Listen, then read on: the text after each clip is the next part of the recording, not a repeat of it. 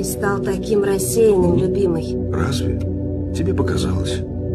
Тогда что с тобой? У меня все идет так хорошо, но вокруг никого, пустота.